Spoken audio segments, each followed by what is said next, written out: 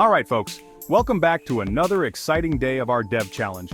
Today marks day 33, and we have something really interesting lined up for you. We are diving deep into merge sort, one of the classic must-know sorting algorithms that every developer should have in their toolkit.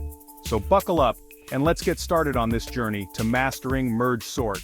Merge sort is a powerful algorithm that works on the principle of divide and conquer.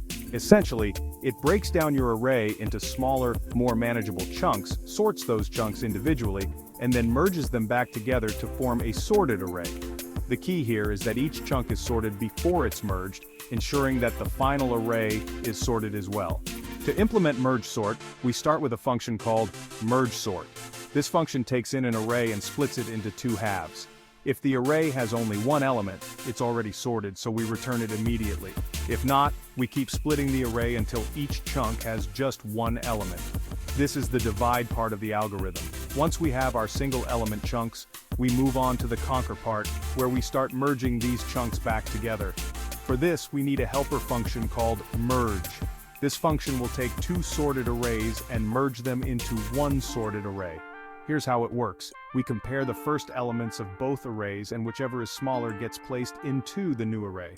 We then remove that element from its original array and repeat the process until both arrays are empty. This ensures that the new array is sorted. Now let's see some code to understand this better. Here's a simple implementation in Python. Python def merge sort r, def merge left right. First, in the merge sort function, I check if the array length is 1 or less. If it is, I return the array because it's already sorted. Otherwise, I find the middle of the array, split it into two halves, and recursively call merge sort on these two halves.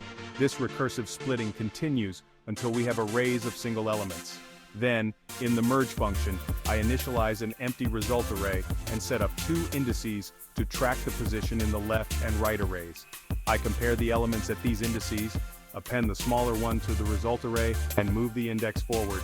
This process continues until we've gone through both arrays. Once I've gone through both arrays, I use the extend method to add any remaining elements to the result array, and that's it. We have successfully merged two sorted arrays into one sorted array. Merge sort efficiently sorts our array with a time complexity of O(n log n, which is quite efficient for large data sets. It's a great algorithm to have in your toolkit as a developer, especially when dealing with large amounts of data.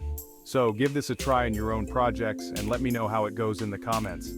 I'd love to hear about your experiences and any challenges you faced. Remember, practice makes perfect, and the more you work with these algorithms, the more intuitive they will become.